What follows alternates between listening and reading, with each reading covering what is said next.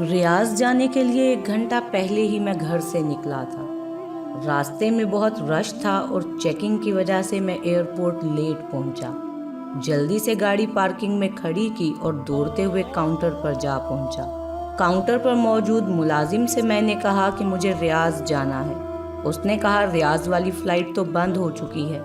میں نے کہا پلیز مجھے ضرور آج شام ہی ریاض پہنچنا ہے۔ اس نے کہا کہ زیادہ باتوں کی ضرورت نہیں، اس وقت آپ کو کوئی بھی نہیں جانے دے گا۔ میں نے کہا کہ اللہ تمہارا حساب کر دے۔ اس نے کہا اس میں میرا کیا قصور ہے؟ بہرحال میں ایئرپورٹ سے باہر نکلا، حیران تھا کہ کروں تو کیا کروں۔ ریاض جانے کا پروگرام کینسل کر دوں یا اپنی گاڑی سٹارٹ کر کے روانہ ہو جاؤں یا کسی ٹیکسی میں چلا جاؤں۔ بہرحال ٹیکسی میں جانے والی بات پر اتفاق ہوا۔ ایئرپورٹ کے باہر ایک پرائیویٹ گاڑی کھڑی تھی۔ میں نے پوچھا ریاض کے لیے کتنا لوگے؟ اس نے 500 ریال کہا۔ بہرحال 450 ریال میں بڑی مشکل سے میں نے اسے راضی کر لیا اور اس کے ساتھ بیٹھ کر ریاض کے لیے روانہ ہو گیا۔ بیٹھتے ہی میں نے اس شخص سے کہا کہ گاڑی تیز چلانی ہے۔ اس نے کہا فکر ہی نہ کیجیے۔ واقعی اس نے خطرناک حد تک گاڑی دوڑانا شروع کر دی۔ راستے میں اس سے کچھ باتیں ہوئیں۔ اس نے میری جاب اور خاندان کے متعلق سوالات کیے اور کچھ سوال میں نے بھی پوچھے۔ اچانک مجھے اپنی والدہ کا خیال آیا کہ میں ان سے بات کر لوں۔ میں نے موبائل نکالا اور والدہ کو فون کیا۔ انہوں نے پوچھا بیٹے کہاں ہو؟ میں نے انہیں جہاز کے نکل جانے اور ٹیکسی میں سفر کرنے والی بات بتائی۔ ماں نے دعا دی بیٹے اللہ تمہیں ہر قسم کے شر سے بچائے۔ میں نے کہا انشاءاللہ میں ریاض پہنچ جاؤں گا تو اپنے آنے کی اطلاع آپ کو دے دوں گا۔ قدرتی طور پر میرے دل میں ایک پریشانی سی چھا گئی تھی۔ مجھے ایسا لگ رہا تھا جیسے کوئی مصیبت میرا انتظار کر رہی ہو۔ اس کے بعد میں نے اپنی بیوی کو فون کیا۔ میں نے اسے بھی ساری بات بتائی اور اسے ہدایت کی کہ بچوں کا خیال رکھے، بالخصوص چھوٹی بیٹی کا۔ اس نے کہا جب سے تم گئے ہو مسلسل پوچھ رہی ہے۔ میں نے کہا اس سے میری بات کرواؤ۔ بچی نے کہا بابا آپ کب آئیں گے؟ میں نے کہا بیٹا ابھی تھوڑی دیر میں آ جاؤں گا، کوئی چیز چاہیے آپ کو؟ تو وہ بولی میرے لیے چاکلیٹ لے آئیے گا۔ میں ہنسا اور کہا ٹھیک ہے۔ اس کے بعد میں اپنی سوچوں میں گم ہو گیا کہ اچانک ڈرائیور کے سوال نے مجھے چونکا دیا۔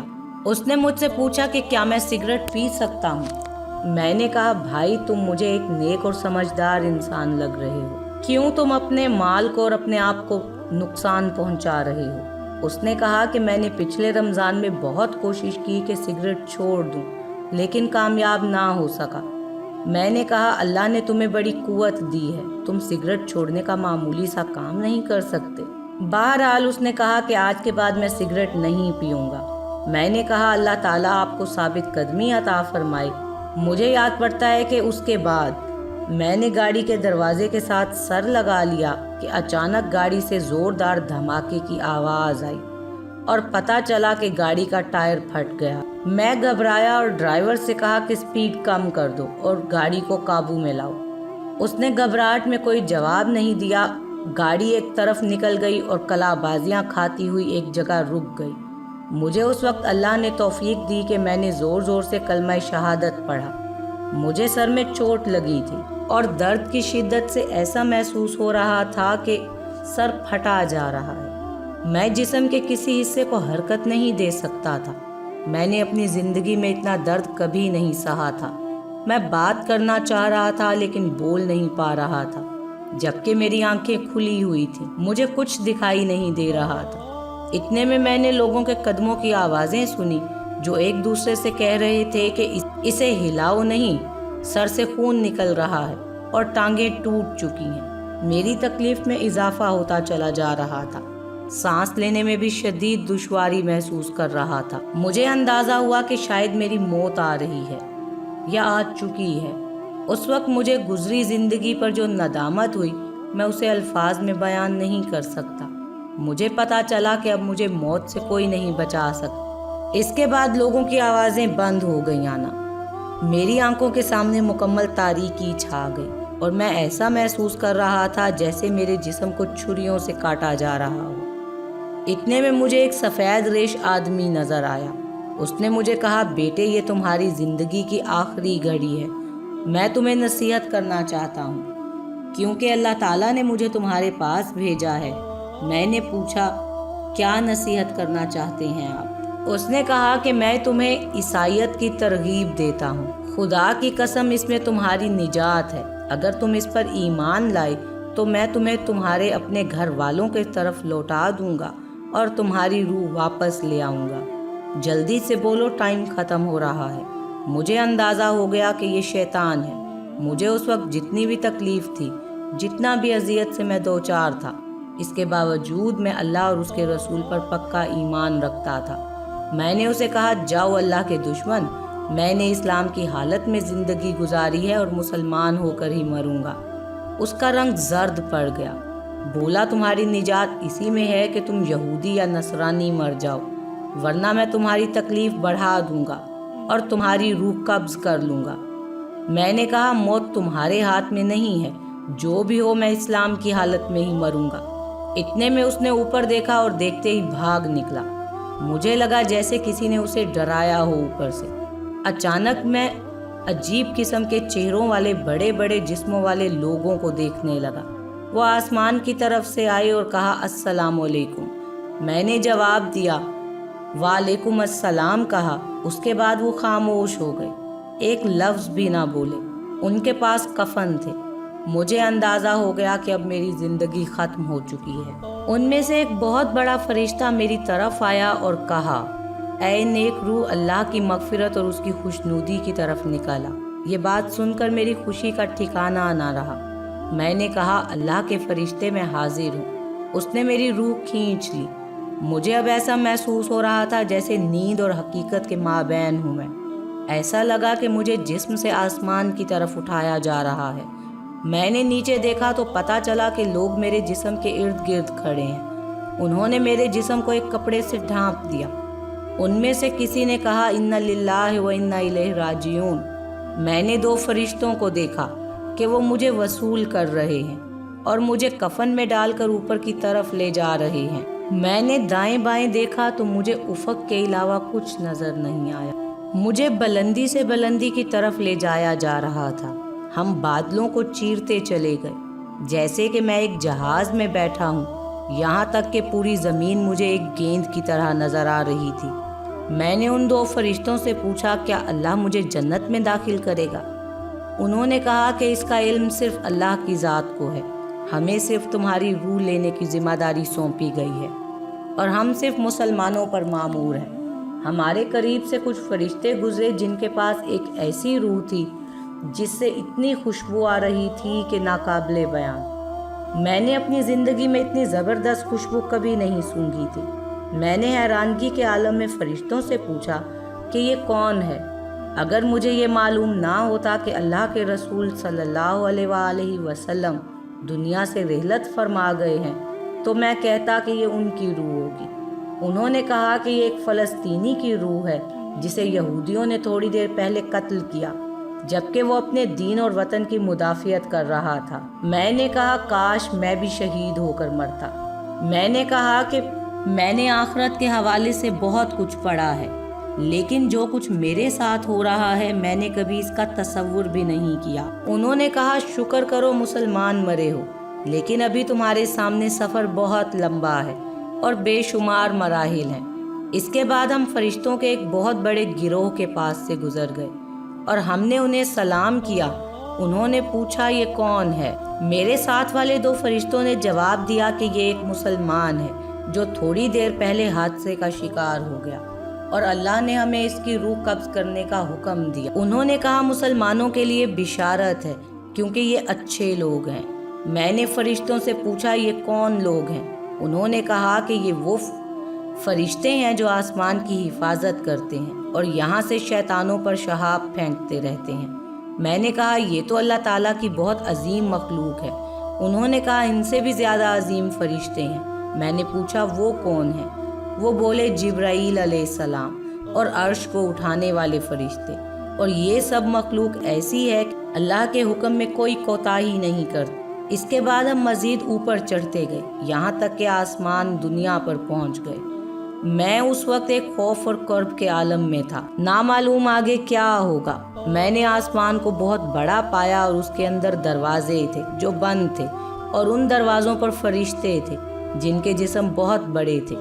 2 فرشتوں نے کہا السلام علیکم ورحمۃ اللہ، اور ان کے ساتھ میں نے بھی یہی الفاظ دہرائے۔ دوسرے فرشتوں نے جواباً وعلیکم السلام ورحمۃ اللہ وبرکاتہ کہا، اور انہوں نے کہا کہ رحمت کے فرشتوں اہلاً و سہلاً، ضرور یہ مسلمان ہی ہوگا۔ میرے ساتھ والے فرشتے نے کہا ہاں یہ مسلمان ہے۔ انہوں نے کہا کہ تم اندر آ سکتے ہو، کیونکہ آسمان کے دروازے صرف مسلمانوں کے لیے ہی کھلتے ہیں۔ کافروں کے بارے میں اللہ تعالیٰ کا حکم ہے، کافروں کے لیے آسمان کے دروازے نہیں کھلیں گے۔ ہم اندر آ گئے تو بہت ساری عجیب چیزیں دیکھیں، پھر ہم آگے بڑھے اور اوپر چڑھنا شروع ہوئے۔ مجھ پر ایک ہیبت سی طاری ہو گئی، سر نیچے کیا اور آنسو جاری ہو گئے۔ اللہ تعالیٰ نے میرے بارے میں حکم صادر فرمایا کہ میرے اس بندے کا عمل لکھ دو اور اسے زمین کی طرف واپس لے جاؤ، کیونکہ میں نے انہیں زمین سے پیدا کیا ہے، اسی میں ان کی واپسی ہوگی، اور ایک بار پھر اسی زمین سے انہیں اٹھاؤں گا۔ شدید رعب، ہیبت اور خوشی کے ملے جلے جذبات۔ میں نے کہا کہ اے میرے پروردگار، تو پاک ہے، ہم نے تیری ایسی بندگی نہ کی جو کہ کرنی چاہیے تھی۔ فرشتے مجھے واپس لے کر زمین کی طرف روانہ ہو گئے، اور جہاں جہاں سے گزرتے گئے دوسرے فرشتوں کو سلام کرتے گئے۔ میں نے راستے میں ان سے پوچھا کہ میں اپنے جسم اور گھر والوں کے متعلق کچھ جان سکتا ہوں۔ انہوں نے کہا کہ اپنے جسم کو عنقریب تم دیکھ لو گے، لیکن جہاں تک تمہارے گھر والوں کا تعلق ہے ان کی نیکیاں آپ کو پہنچتی رہیں گی، لیکن انہیں دیکھ نہیں پائیں گے آپ۔ اس کے بعد مجھے زمین پر لے آئے وہ، اور کہا کہ اب تم اپنے جسم کے ساتھ رہو، ہمارا کام یہاں ختم ہوا، اب قبر میں تمہارے پاس دوسرے فرشتے آئیں گے۔ میں نے کہا اللہ تعالیٰ آپ کو جزائے خیر دے، کیا میں پھر آپ کو کبھی دیکھ سکوں گا؟ انہوں نے کہا ہاں، قیامت کے دن۔ مگر انہوں نے کہا اگر تم اہل جنت میں سے نکلے تو ہم تمہارے ساتھ ساتھ ہوں گے انشاءاللہ۔ میں نے پوچھا جو کچھ میں نے دیکھا اور سنا، کیا اس کے بعد مجھے جنت میں جانے میں کوئی شک رہ گیا ہے؟ انہوں نے کہا تمہارے جنت میں جانے کے بارے میں اللہ تعالیٰ ہی بہتر جانتا ہے۔ تمہیں جو عزت و اکرام ملا وہ اس لیے کہ تم مسلمان مرے ہو، لیکن تمہیں اعمال کی پیشی اور میزان سے ضرور سابقہ پیش آنا ہے۔ مجھے اپنے گناہ یاد آئے اور کہا کہ زور زور سے رہوں، اور دل نے کہا کہ زور زور سے روؤں۔ انہوں نے کہا اپنے رب سے نیک گمان کرو، کیونکہ وہ کسی پر ظلم نہیں کرتا۔ اس کے بعد انہوں نے سلام کیا اور تیزی سے اوپر کی طرف اٹھ گئے۔ میں نے اپنے جسم پر نظر دوڑائی، میری آنکھیں بند تھیں۔ میرے ارد گرد میرے بھائی اور والد صاحب رو رہے تھے۔ اس کے بعد میرے جسم پر پانی ڈالا گیا تو مجھے محسوس ہوا کہ مجھے غسل دیا جا رہا ہے۔ ان کے رونے سے مجھے تکلیف ملتی تھی، اور جب میرے والد دعا کرتے کہ اللہ تعالیٰ تم پر رحم فرمائے تو ان کی یہ بات مجھے راحت پہنچاتی تھی۔ اس کے بعد میرے جسم کو سفید کفن پہنا دیا گیا۔ میں نے اپنے دل میں کہا کہ افسوس میں اپنے جسم کو اللہ کی راہ میں ختم کرتا، کاش میں شہید مرتا۔ افسوس میں ایک گھڑی بھی اللہ کے ذکر یا نماز یا عبادت کے بغیر نہ گزارتا، کاش میں شب و روز اللہ کی راہ میں مال خرچ کرتا۔ افسوس، صد افسوس۔ اتنے میں لوگوں نے میرا جسم اٹھایا۔ میں اپنے جسم کو دیکھ رہا ہوں، لیکن نہ تو میں اس کے اندر جا سکتا ہوں اور نہ دور ہو سکتا ہوں۔ ایک عجیب سی صورتحال سے دوچار تھا۔ مجھے جب اٹھایا گیا تو جو چیز میرے لیے اس وقت تکلیف دہ تھی وہ میرے گھر والوں کا رونا تھا۔ میرا دل چاہ رہا تھا میں اپنے ابا سے کہہ دوں کہ ابا جان پلیز رونا بند کر دیں، میرے لیے صرف دعا کریں، کیونکہ آپ کا رونا مجھے تکلیف دے رہا ہے۔ میرے رشتہ داروں میں اس وقت کوئی میرے لیے دعا کرتا تو مجھے اس سے راحت مل جاتی تھی۔ مجھے مسجد پہنچا دیا، وہاں کوئی میرے لیے دعا کرتا تو اس سے مجھے راحت مل جاتی، اور وہاں اتارا گیا کہ میں نے سنا کہ لوگ نماز پڑھنے لگے ہیں۔ مجھے شدید خواہش ہوئی کہ میں بھی ان کے ساتھ نماز میں شریک ہو جاؤں۔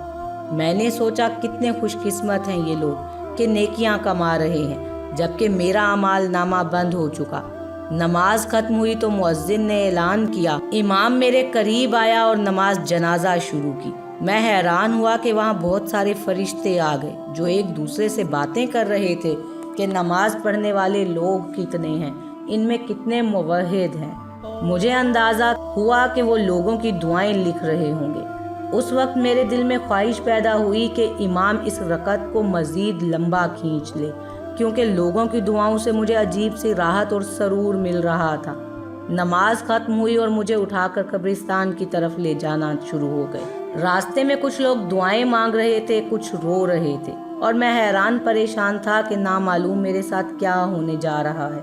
مجھے اپنے تمام گناہ اور غلطیاں اور ظلم جو میں نے غفلت کی گھڑیاں گزاری تھی، ایک ایک میرے سامنے آ رہی تھی۔ ایک شدید ہیبت کا عالم تھا جس سے میں گزر رہا تھا۔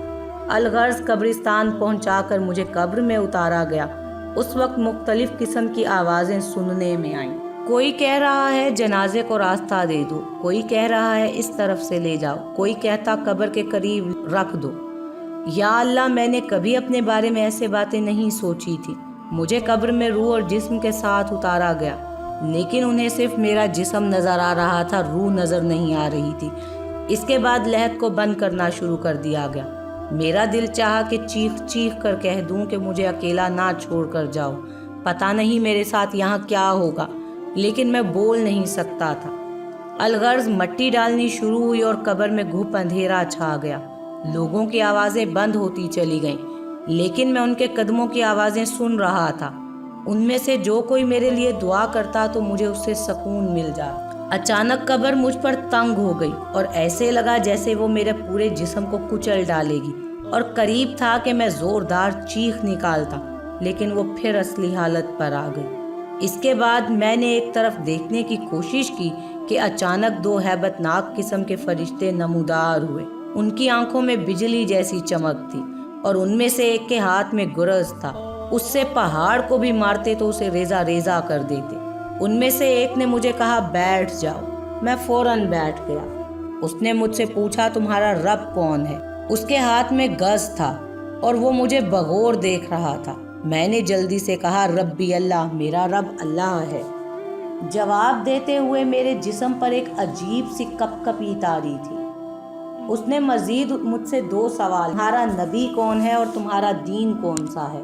میں نے الحمدللہ انہیں ٹھیک جوابات دیے۔ انہوں نے کہا اب تم قبر کے عذاب سے بچ گئے ہو۔ میں نے پوچھا کہ آپ لوگ منکر نکیر ہیں؟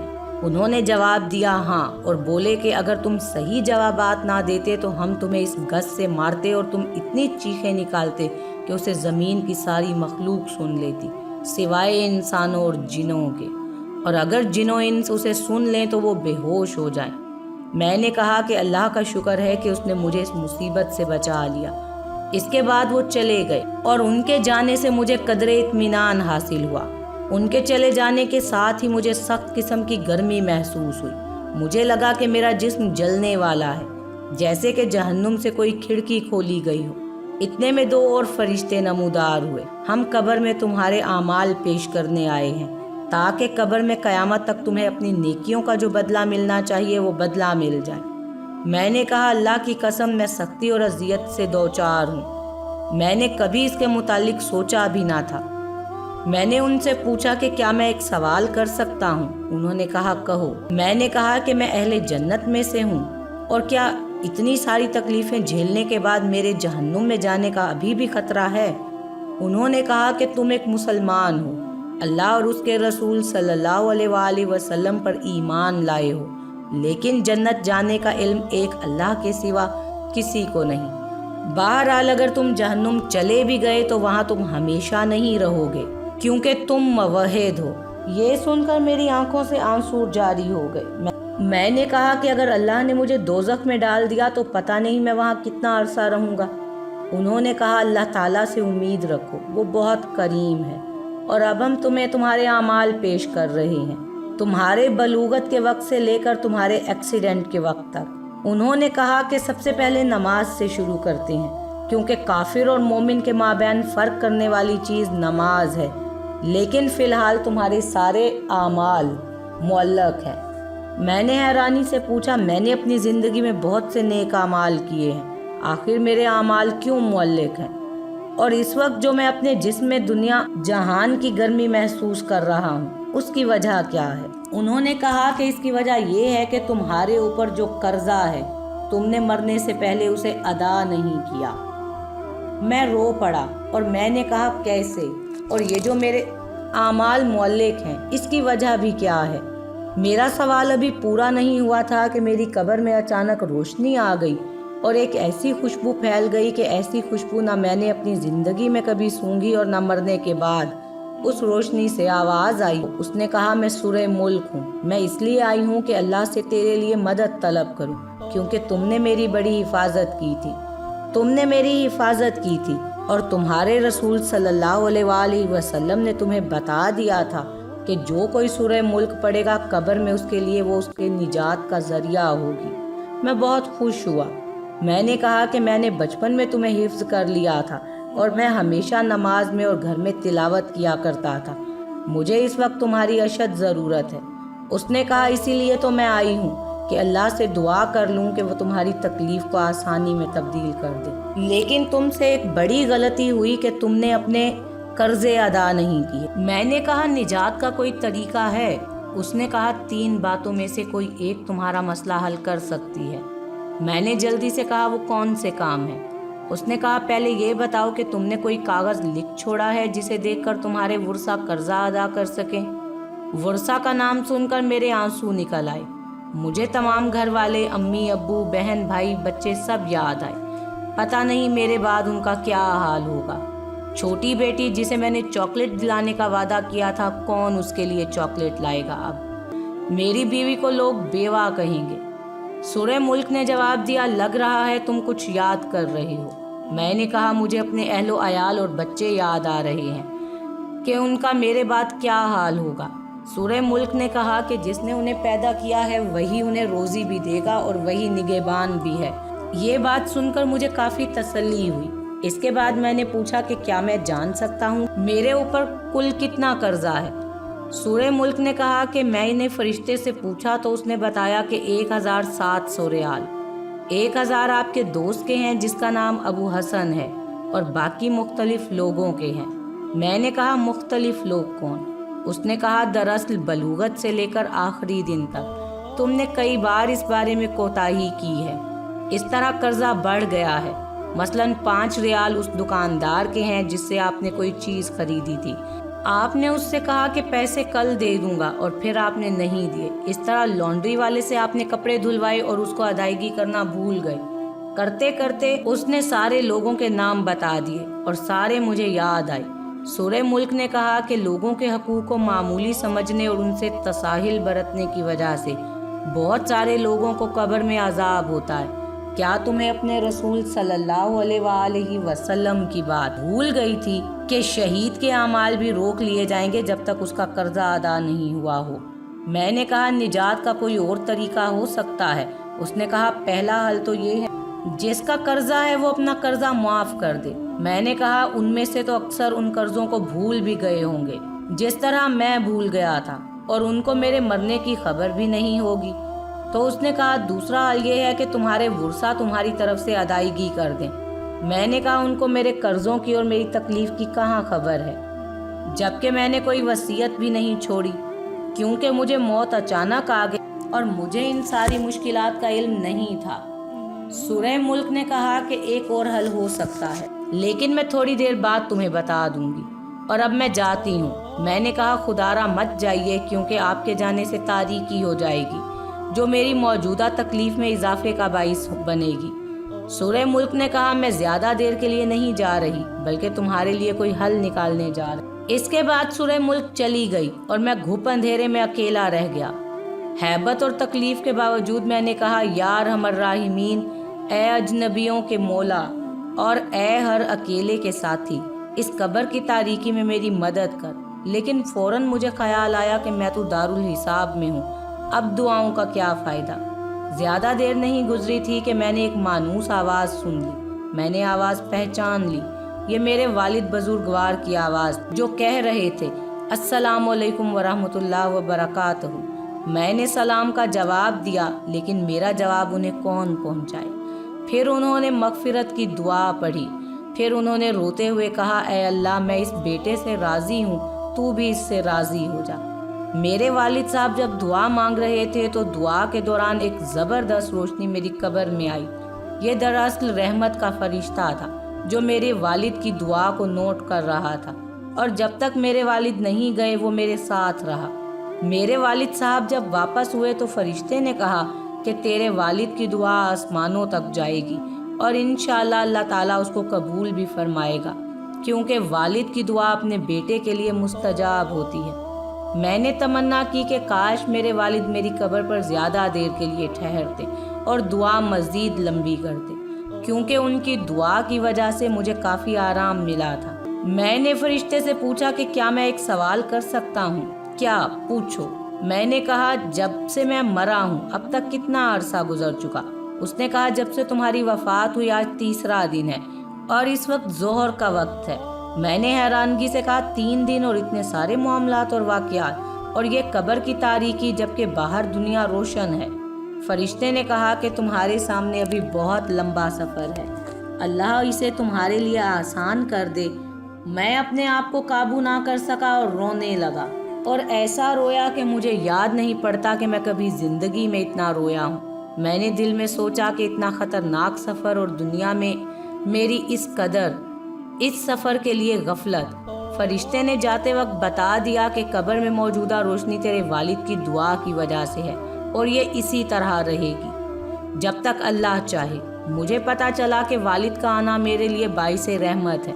میں نے تمنا کی کہ کاش میرے ابو میری آواز سن لیں اور میں انہیں بتاؤں، ابو میرے قرضوں کی ادائیگی کر دیں اور میری طرف سے صدقے کر دیں، اللہ کے واسطے میرے لیے دعا کریں، لیکن کون ہے جو انہیں بتاتا؟ میں نے محسوس کیا کہ بعض اوقات میرے جسم کی گرمی کم ہو جاتی تھی لیکن اچانک پھر سے بڑھ جاتی۔ میں نے اندازہ لگایا کہ اس کا تعلق میرے حق میں لوگوں کی دعائیں ہیں۔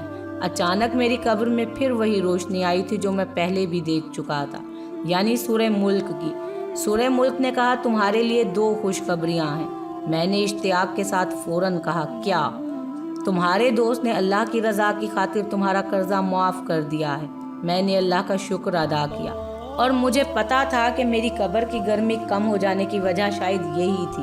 میں نے کہا دوسری بشارت کیا ہے؟ اس نے کہا میں نے اللہ سے بہت درخواستیں کی لیکن انسانوں کے حقوق وہ معاف نہیں کرتا، البتہ اللہ نے ایک فرشتہ بھیج دیا۔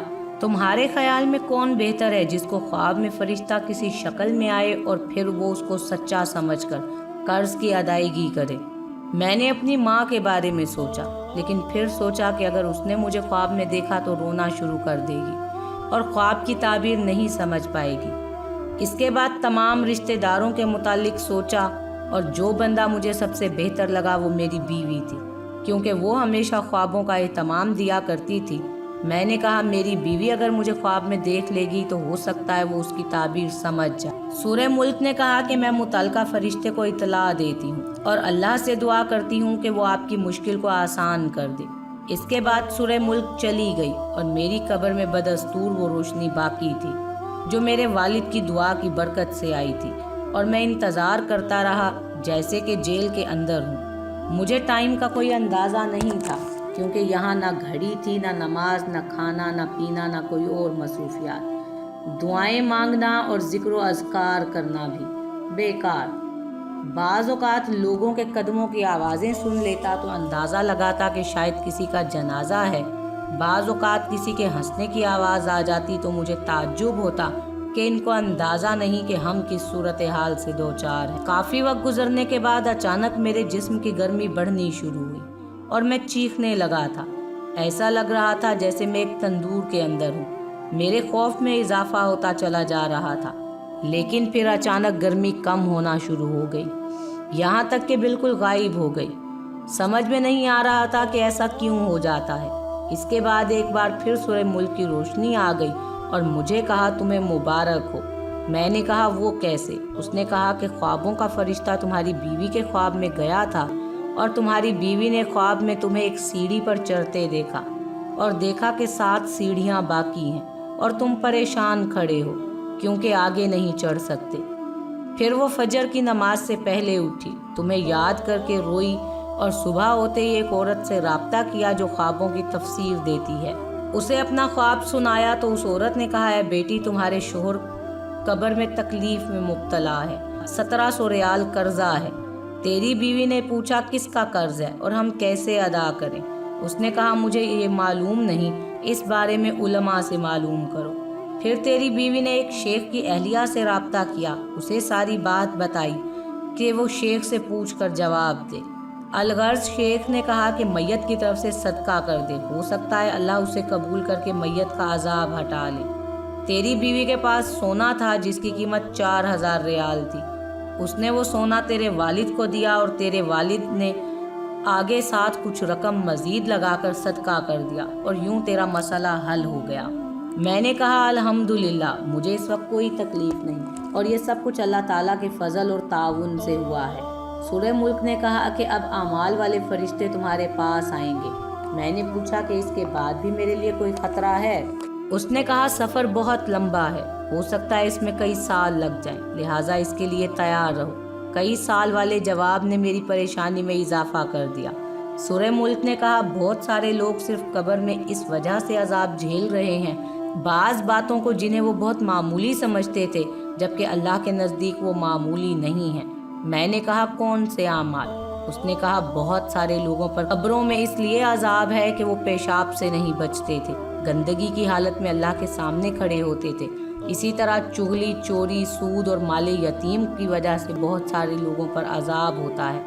پھر اس نے کہا کہ کچھ لوگوں پر قبر کا عذاب اس لیے ہوتا ہے تاکہ قیامت آنے سے پہلے ان کا کھاتا صاف ہو جائے، اور کچھ لوگوں پر قیامت تک عذاب رہے گا اور پھر بھی وہ جہنم میں داخل کیے جائیں گے۔ میں نے کہا اللہ تعالیٰ کی سزا سے بچنے کا کوئی سبیل ہے؟ سورہ ملک نے کہا کہ عمل تو تمہارا منقطع ہو چکا، البتہ 3 کام ایسے ہیں جو تمہیں اب بھی فائدہ پہنچا سکتے ہیں۔ میں نے کہا وہ کیا ہیں؟ تو اس نے کہا کہ اہل و عیال کی دعا اور نیک عمل۔ اس کے علاوہ اگر دنیا میں تم نے کوئی اچھا کام کیا ہے جو انسانوں کے لیے نفع بخش ہو، مثلا مسجد کی تعمیر، تو اس سے تم مرنے کے بعد بھی مستفید ہوں گے۔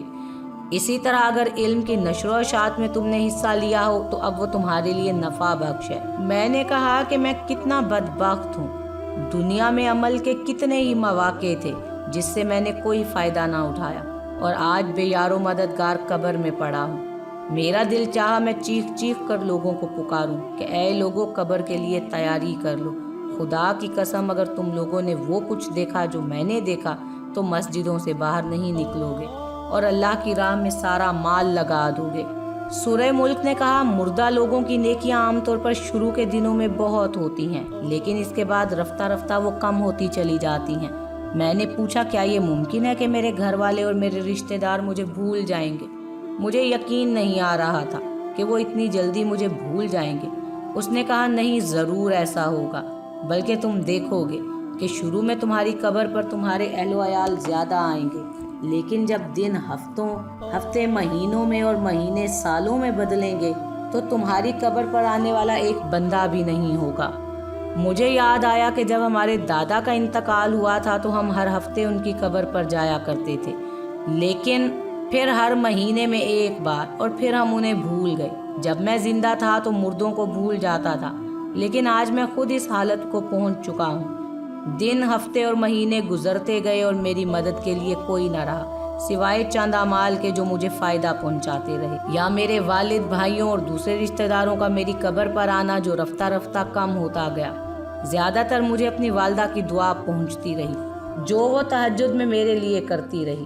باخدا وہ دعا میرے لیے طمانینت کا باعث ہوتی تھی۔ نیک اعمال کا آنا کم ہوتا چلا گیا، نامعلوم کیا وجہ تھی کہ سورہ ملک کا آنا بھی بند ہو گیا۔ میری قبر میں پھر اندھیرا چھا گیا۔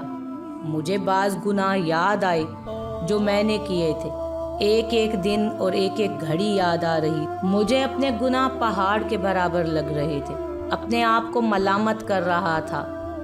کتنے گناہ ہیں جو میں نے بڑی دلیری سے کیے تھے، کتنی نمازیں ہیں جو میری فوت ہو گئی تھیں، کتنی فجر کی نمازیں میں نے غفلت کی وجہ سے نہیں پڑھی تھیں۔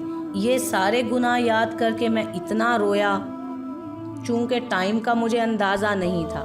اگر میں یہ کہہ دوں کہ مہینوں رویا ہوں گا تو مبالغہ نہ ہوگا۔ ایک دن اچانک ایسی روشنی آئی جیسے سورج نکل چکا ہو۔ میں نے فرشتوں کی آوازیں سنی کہ وہ ایک دوسرے کو مبارکباد دے رہے تھے۔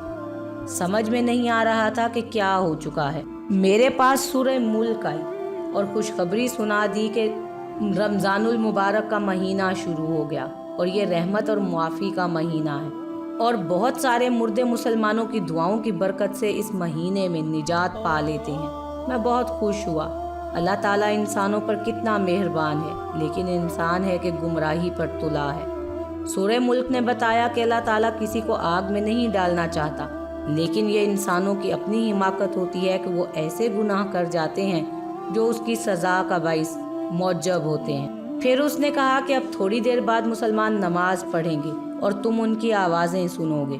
سورہ ملک چلی گئی اور میری قبر میں بدستور روشنی تھی اور میں نے پہلی بار مسجد سے آنے والی آواز سن لی۔ اپنی زندگی کو یاد کیا اور تراویح کو یاد کیا تو پھر بہت رویا۔ میں نے سنا کہ لوگ نماز پڑھ رہے ہیں اور پھر میں نے امام کی دعا سن لی۔ اس کی دعا سے مجھے بہت سکون ملا۔ میں نے تمنا کی کہ کاش امام دعا کو طول دے دے، اور میں نے محسوس کیا کہ وہ دعا سیدھی قبول ہو رہی ہے، کیونکہ مجھے اس سے کافی خوشی اور راحت محسوس ہو رہی۔ میں روتا جا رہا تھا اور ساتھ ساتھ آمین پڑھتا جا رہا تھا۔ اس طرح رمضان کا سارا مہینہ بہت راحت اور سکون سے گزر گیا۔ اور پھر ایک دن میری قبر میں انسان کی شکل میں ایک آدمی آیا جس سے بہت تیز خوشبو آ رہی تھی۔ میں حیران ہوا کیونکہ مرنے کے بعد میں نے پہلی مرتبہ کوئی انسان دیکھا تھا۔ اس نے مجھے سلام کیا اور میں نے جواب دیا۔ اس نے کہا میں تمہیں بشارت دیتا ہوں کہ اللہ نے تمہارے گناہ معاف کر دیے۔ میں نے کہا اللہ آپ کو جزائے خیر دے، آپ کون ہیں؟ میں پہلی دفعہ قبر میں کسی انسان کی شکل دیکھ رہا ہوں۔ اس نے کہا میں انسان نہیں۔ میں نے پوچھا تو کیا آپ فرشتے ہیں؟ بولا نہیں، دراصل میں تمہارا نیک عمل ہوں۔ تمہاری نمازیں، تمہارے روزے، حج، انفاق فی سبیل اللہ اور صلہ رحمی وغیرہ وغیرہ کو اللہ تعالیٰ نے اس شکل میں تمہارے پاس بھیجا ہے۔ میں بہت خوش ہوا، اللہ کا شکر ادا کیا۔ میں نے پوچھا تم اتنی دیر سے کیوں آئے؟ تو اس نے کہا کہ تمہارے گناہ اور تمہارے قرضے میری راہ میں رکاوٹ تھے، اور جب اللہ نے معافی کا اعلان کر دیا تو میرے لیے راستہ کھل گیا۔ میں نے پوچھا تو کیا اس معافی کے بدلے اللہ تعالیٰ مجھے جنت دے گا؟ اس نے کہا یہ بات اللہ کے علاوہ کوئی نہیں جانتا۔ پھر اس نے کہا قیامت کے دن میزان سے تمہاری جنت اور دوزخ جانے کا پتہ چل جائے گا۔ اس کے بعد عملے صالح نے کہا کہ تمہارے کچھ نیک اعمال تمہاری زندگی کی آخری گھڑیوں میں کام آ گئے۔ میں نے پوچھا وہ کیا؟ اس نے کہا تمہیں یاد ہوگا مرتے وقت تمہیں اللہ نے توفیق دی کہ تم نے کلمہ تشہد پڑھا، اس سے فرشتوں کو کتنی خوشی ہوئی تمہیں اس کا اندازہ نہیں۔ تمہاری زندگی کا خاتمہ توحید پر ہوا، جبکہ شیطان تمہیں نصرانیت اور یہودیت کی تلقین کر رہا تھا۔ اس وقت تمہارے ارد گرد دو قسم کے فرشتے موجود تھے، ایک وہ جو مسلمانوں کی روحیں قبض کرتے ہیں اور ایک وہ جو کافروں کی روحیں قبض کرتے ہیں، اور پھر انہوں نے تمہاری روح قبض کر لی۔ میں نے پوچھا اس کے علاوہ بھی کوئی نیکی ہے؟ اس نے کہا ہاں، جب تم نے ڈرائیور کو سگریٹ چھوڑنے کی نصیحت کی تو آج جو خوشبو تم سونگھ رہے ہو اس نصیحت کی بدولت ہے۔ اس کے علاوہ اپنی والدہ کو تم نے کال کی اور اس کے ساتھ جو باتیں کی، اللہ نے ہر بات کے بدلے تمہارے لیے نیکیاں لکھ دیں۔ پھر عملے صالح نے بتایا کہ زندگی کے آخری وقت میں ایک گناہ بھی تمہارے کھاتے میں لکھا گیا۔ میں حیران ہوا کہ وہ کیسے؟ عملے صالح بولا کہ تم نے بچی سے کہا میں تھوڑی دیر میں آ جاؤں گا، اس طرح تم نے اسے جھوٹ بول دیا۔ کاش مرنے سے پہلے تم توبہ کر لیتے۔ میں رویا۔ میں نے کہا اللہ کی قسم میرا ارادہ جھوٹ کا نہ تھا، بلکہ میرا خیال تو یہ تھا کہ وہ میرے آنے تک صبر کر لے گی۔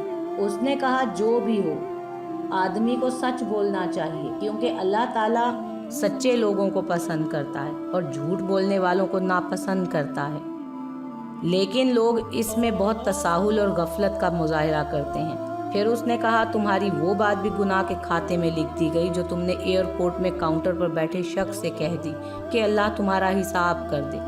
اس طرح تم نے ایک مسلمان کا دل دکھا دیا۔ میں حیران ہوا کہ اتنی معمولی باتیں بھی ثواب اور گناہ کا باعث بنتی ہیں۔